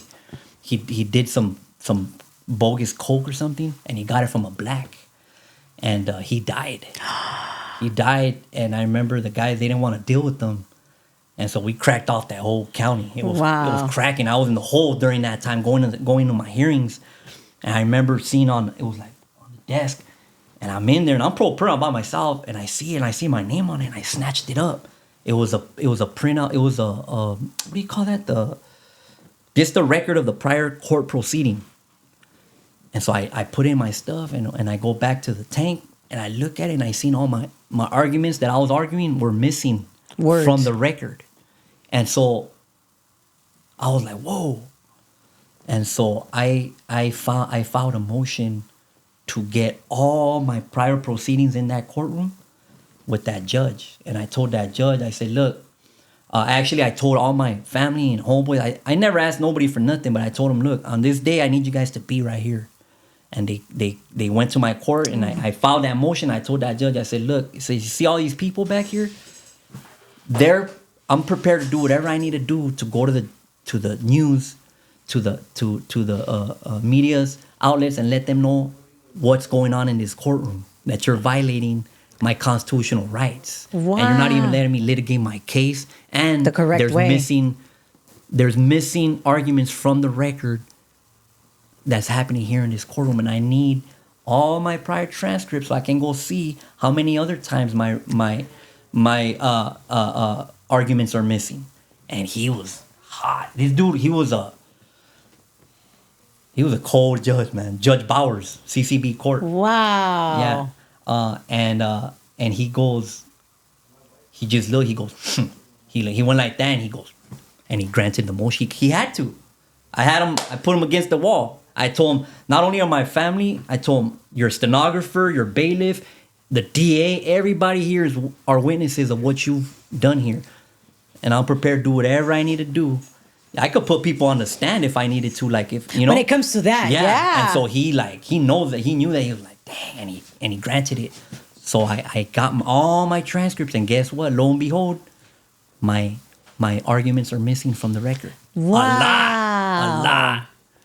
It was not a mistake. It was not something that just happened. It happened almost every time I was in there. And so I filed. And you were fighting this case for 5 years. Yes. And so I filed a motion to get out of that with the higher courts in downtown. It was a big old thing, man. It's a big old thing that I had to go through. And what's a trip is that I started out in a Pasadena court. And because of the security of like my co-defendants and all that, everybody was in high power. Like they couldn't deal with all the what do you call that? They couldn't deal with all the security stuff. And so they bounded us over to CCB. Because it's more secure there. Yes, they know how to deal with all that. And that ended up being a straight blessing. Pasadena court, I would not be here probably with you talking right now. And so that was one of the ones that ended up. Next, it was that one. It was a straight miracle. You cannot get out of a courtroom just like that. I'm sure you probably know that. You can't just go, oh, I don't like this judge. Let me go to this other courtroom. No, you're stuck there. Yeah, if you like it or not. But I had grounds, and they moved me to Kathleen Kennedy. Shout out to her, man. God bless her. Kathleen Kennedy. I ended up in 109, right next to Lance Ito. Remember Lance Ito? I never gone to CCB. Okay, so Lance Ito, the Chino for OJ, remember? Oh, yeah. So he was right next door, and then it was her. She was actually OJ's prelim judge. Ah. Yeah, if you look it up, OJ Simpson, you see it. Kathleen Kennedy. And so I ended up in her courtroom. And this ended up being a straight blessing, man. I ended up going to trial in her court. I got found guilty. They found me guilty of that murder. But they didn't have evidence. They had one guy saying that I did it when he already pled guilty to that murder, doing time for it. And so it's like weird. That's all they had. They didn't have no other evidence. And just his word. Yes. And so, but they still found me guilty. And so I end up, I didn't even go to upstate. I filed a motion for a retrial. And so that lasted about 8 months, an 8-month period. Oh my God, so stressful. Yeah. And so, but during that time, well, I kind of skipped this part. While we were going at it, remember when I told you we were going at it because of the homie. Mm-hmm. So so when that happened, there was also other stuff going on between us homies. Yeah. And without getting into too much, pretty much, they brought in some dude that was working with the feds already, and it caused a lot of stuff in that county jail. Wow. I'll just say we don't want to know. We don't want to know. Yeah, but all this was happening at that time, right? That you're going through all your stuff. Yeah, and so because of all that, they snatched up me and a bunch of other guys to 1750, which is high power. And I ended up doing probably a couple years in 1750 in high power. So that's where I was housed at. Those 5 years? Not the whole time, maybe like 2 Okay. like 2.5 years, something like that. Or maybe 3, something like that. And so that experience, that's why I was mentioning that. So I'm in the law library, and I remember praying. I was like, man, do I file this motion? Because if it goes wrong and I ended up in that courtroom still, I'm gonna end up getting found guilty because I'm gonna have to go straight to trial. Even though you were found guilty. Yeah. So this was before. Okay. I kind of backtracked. But so anyhow, I filed the motion, got out of that courtroom. Now I'm going to this other courtroom, and I got found guilty. Went to trial, filed this motion, and during that time I'm waiting. I'm just praying. I had people praying for me. I had churches praying. I had a bunch of different people, the homies on the tier praying for me, and I believe that prayer was answered because I went to a hearing, and the judge, she looked at it. She goes, you know what? I've been here on the bench 25 years, and I've never granted a motion for a new trial. She goes, but in this case, I have to do it. And she granted the new trial. So the murder was vacated. Everything was gone, cleared. So now I'm going to go to a new trial. But during that time, my attorney finds a case law, a federal case law called Hudson versus Louisiana. And this case law was a double jeopardy. They couldn't take me back to trial with the same evidence. And so now we filed for a dismissal. And we filed for a dismissal. And 2 months later after that, she basically dismissed my case. And I walked right out CCB court. Yeah. That's amazing. Yeah, it was a straight miracle. That doesn't happen. That doesn't happen. Usually if someone gets maybe 25, 30 years down the line, a lo mejor. But not even a year later, I didn't even go to prison. I filed a motion. She grants it. That's hard for a retrial. Another thing, in my trial, they didn't let in no... So I was sharing with you offline, my case, my co-defendant, there's, all that crazy stuff that they try to bring in. So they couldn't bring in none of that stuff, like a lot of stuff that was going on in your neighborhood, stuff like that. They couldn't talk about none of that during my trial. And so that played a part. That helped you. That helped me because who knows how, that's a whole nother can of worms. And they didn't allow not one word of, those words to be spoken in that trial. And so that played another role in me eventually getting out. So you, after those 5 years, did you get out of the court or did you? I got out of the court.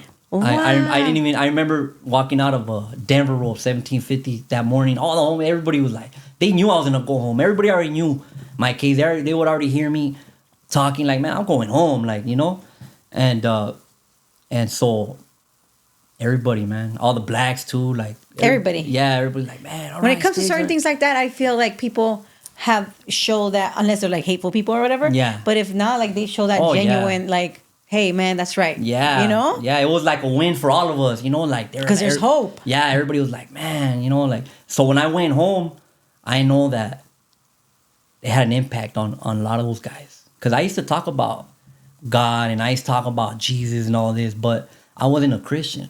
I was a man of faith. I had my relationship with God, but I had too much pride to say.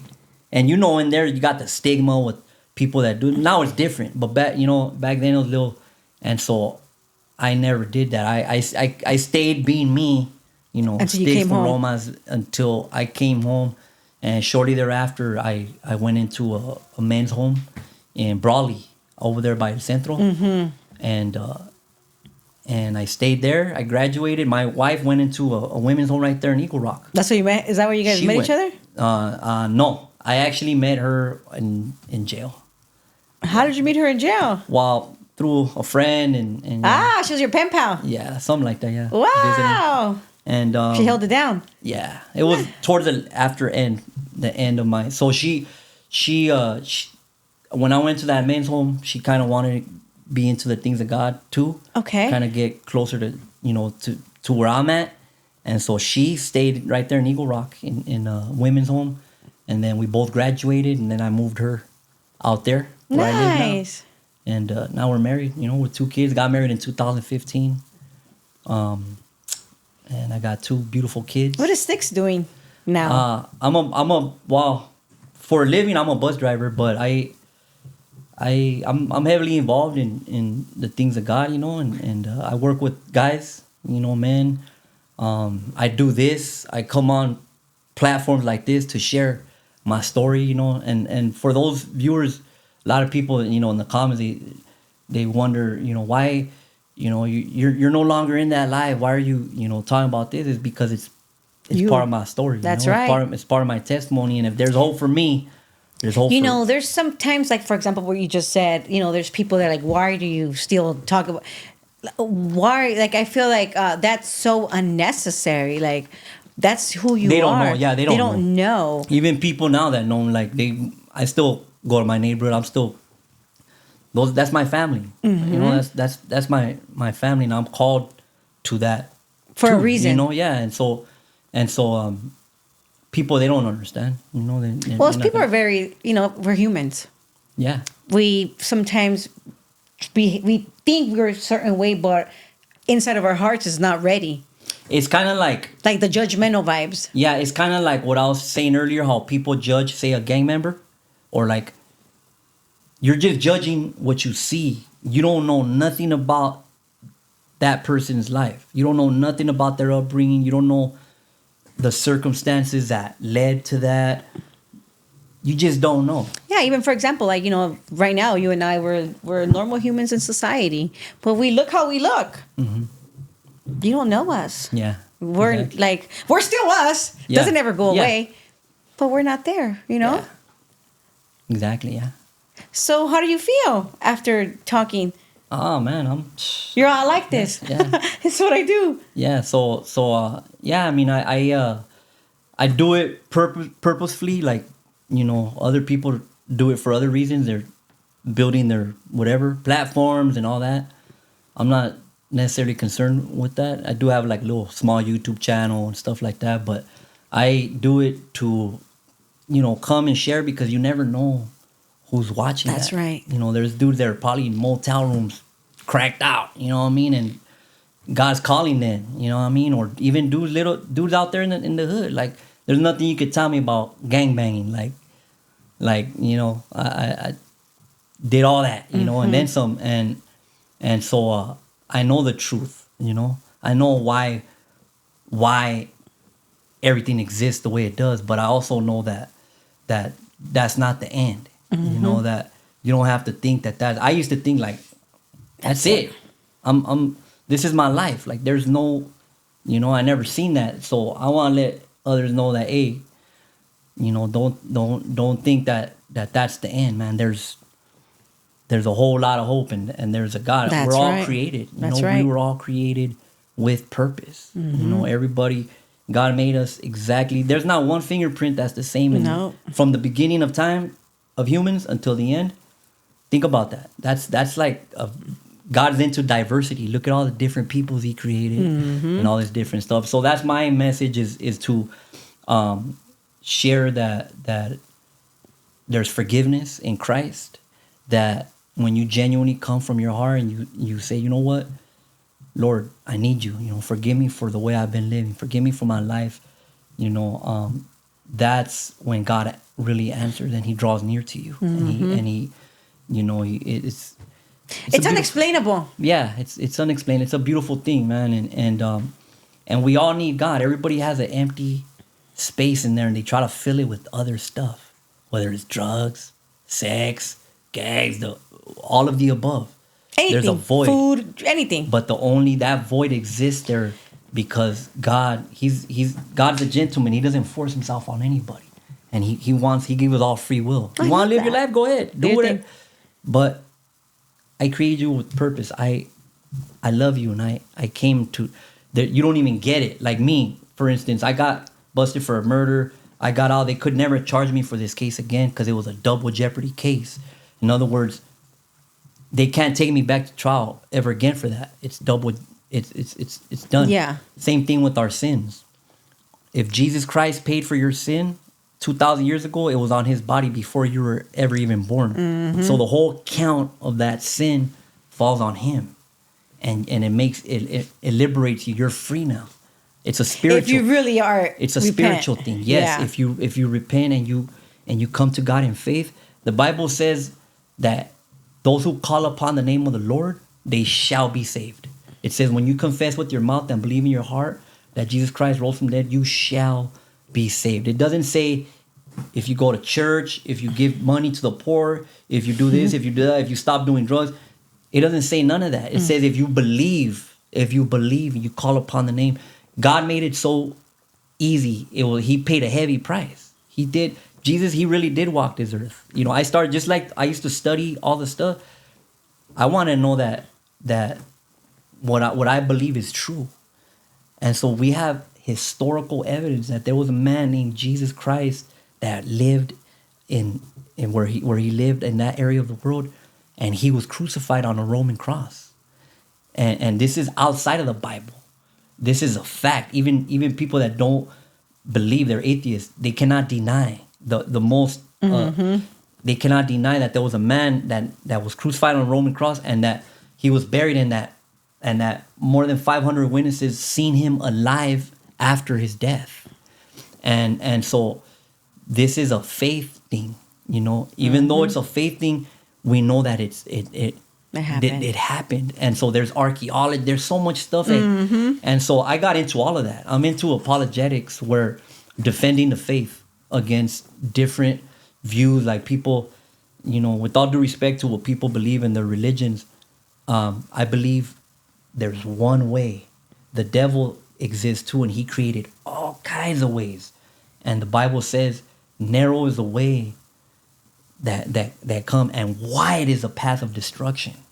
And so if you were the devil and you wanted to keep people from heaven and from God, and you wanted them to be in hell with you eventually, what would you do? You would create a whole bunch of religions and a whole bunch of all this stuff. It goes way back to Babylon, to when you start doing the history and you start seeing, whoa, a lot of this stuff just sprung up, but it's not rooted. Yeah, I don't really necessarily really speak on religions. I don't. I believe in God. And I feel like religion is not what we should, not like you and I, but like in general. Like, I don't believe in religion either. Like, I don't, because religion is more like, you got to do this, do that. I'm like all in one. Like you know how you said earlier, like you were like practice, like not practice, but like that's who I am still. Yeah. Okay, so I was that. That's what I'm saying. With all due respect, it's not, I mean, I know it can be offensive, but I got to speak because I was there. I got a relationship with this guy. I won't say his name. He's from Carnales, Westside Carnales. Was raised in the system with him. I don't know. He knows he knows demon. He knows all of them too. He's into the ayahuasca stuff and all this stuff, and he's a new ager. And so new ager. Yeah, and so I told him I was into all this stuff. And I was corrected on these beliefs. You know, I was corrected, and like I said, I know it's offensive, but hey, someone might need to hear it because Jesus Christ, he's the only one that can save. You could do stuff, do good, but when you face, if it's true what the Bible says, and you face God in judgment when you die, are you gonna be good or are you not? And how are you good? Is it because you were a good person? No, it's not a good person. People like myself, like yourself, gang banging the worst. We can have not only be accepted by God, but this world is like, the Bible says that life is like a vapor. It's like a drop in the ocean. And so when we compare to eternity, this life is really small. But there is an afterlife. Yeah, but there is an eternity. And it's not just floating in the air like you see in the movies. There's a real... And there's also another place called hell. Oh, yeah. That place is real. And why would anybody want to go there? Why wouldn't everybody want to say, you know what? Man, shoot that. Give me that free gift. Because everybody's like you and I. We have to go through our experiences and go through, and maybe sometimes people still won't, you know? Yeah, and you're right. Some people don't, but some people may not have to go through that. That's why, let's say someone that's younger, they could say, damn, you know what? I want to catch it right now instead of later. Because guess what? What if there is no later? Nobody knows when. Do you know when you're going to die? Well, no. Nobody does. But I know if I'm feeling, I'm going to be like, Diosito, you already know the vibes. Yeah. So you already know me, Diosito. Yeah. So that's why, and it's a good, like I said, the truth, I believe it offends, but it also, there's good news is that we could be forgiven of all of our sins. I'm guilty of a whole lot of stuff. Yeah. You know, and the good news is that you can't be charged for that no more. When you place your faith in Jesus, those sins, they're not going to be charged to your account no more. Okay? He took the rap. That's what the Bible teaches. A lot of people don't know that. I started studying the word in there. The dude, Apostle Paul, he used to kill Christians. He used to drag them out, throw them in prison. And he was on his way to do that. And boom, the Lord appeared to him and he changed. He wrote half of the New Testament. He wrote 4 letters in prison. I started reading all that. I was like, whoa, like, I didn't know all that. This dude, you know, so in other words, it appealed to me because of the lifestyle that I came from. This dude used to walk into... Kind of like you. They would stone him. and drag him out of the cell, and then he would walk up and go right back into that. So to me, that was like, man, that was down. Yeah. Even Jesus, they would come, and who was he kicking it with? He was kicking it with the sinners, tax collectors, all these people, and they were saying, "What are you doing with them?" He's like, "What are you talking about? I'm with the sick. This is what I came for." You know, the religious people are the only ones that he rebuked. The religious people are the only ones, the ones that thought that, oh, no, that's not what it is. You're right. It's not about that. It's a personal thing. That's right. It's a personal thing. It's a personal thing. And it's not about all the church and all that. That's good. I go to church, all that. Those are all results of you. You know, obviously you want to grow in your faith and be around, you know, believers and stuff, but it's a personal thing. Yeah. I was saved I believe in a jail cell. Yeah. You know, and the Lord's still changing me to this day. I still struggle with different stuff, man. Like all these different things, they pop up, real things, real life things. You know, anger, all this stuff. Human stuff, you know, and so it's not to be all religious. I know for a lot of people it's a turnoff, but for some people, to me, it's worth it. If that 1, 2, 3 people hear something, I've had from being on Hoodstocks, there's dudes that have called me up, about to commit suicide. Wow. And I don't take no credit. It's all the Lord. I was able to lead him straight to the Lord. He surrendered his life to Christ. And he's walking with the Lord. Oh, well, good for him. There's another guy that hit me up. He was going through all kinds of stuff with his family, lost his kids. Boom. He surrendered to Christ. Nothing was restored right away. He was going through it. And now everything's restored. His kids and all this. So yeah, you know, that's why I do it. That's why I come on here and that's good though. That's your purpose. That's why you do it. You know, I kind of feel like I do that. That's what I do this as well. Yeah, because it helps. I get a lot of messages. Like it helps and it makes me feel good. You know, it does. Yeah, and there's connections, things that pop up. That okay, boom, you're able to meet people, and it's just you just never know. Yeah, you just. I just pray and I say, Lord, it's in your hands. You do what you can. That's why I share the stories. I know the people, they want to hear all the.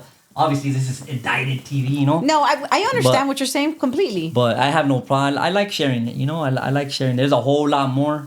I'm working on a book that I've been working on. But there's a lot. When you finish, you can come back. Yeah. We'll share your book and stuff. Yeah, I know we went kind of long, but... Nah, it's fine. This is good timing because it's almost time to go pick up the baby. Yeah. But before we go, is there anything you want to share that you haven't shared? Just pretty much it. If there is any people like that need anything, man. Like I talk to dudes all the time. I talk to people. People hit me up all the time.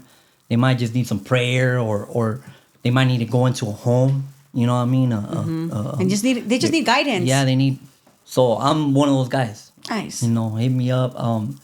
And that's pretty much it. You know, I just want to let everybody know if you feel that tug in your heart and you know that there's a whole lot more for you, that's the Lord, man. He's trying to get a hold of you. And it's all by faith. It's not about doing all this stuff. You come to him in faith, you talk to him, you say, Lord, show me who you are, reveal yourself to me. And ask him for forgiveness.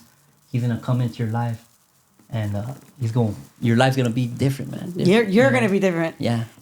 So I'm still me, but plus, you know, I have the Lord in my life, and it's the best thing, man. It's the best thing. I've experienced both, and that's why I want to come and let people know, like, hey, you know, when you get tired, there's a lot of people that they're out there, even little gang members, little gunners, like, hey, you know, just because you're guilty of some stuff, don't think that's, you know, talk to the Lord. I tell my little homies, you know, I tell them, hey, talk to the Lord, man. You know, talk to the Lord on your own. I don't care what you're doing out there. Talk to him, because I know he's going to listen. I ain't nobody. I'm just here.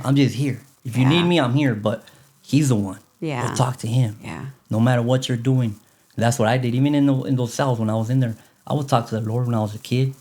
You know, and now I'm here, you know. So, good. Thank you. Thank you. Appreciate it. No, thank you for sharing. I appreciate it. Yeah. God bless you guys. Yes. Don't forget to like, share, and subscribe, and follow us on Instagram.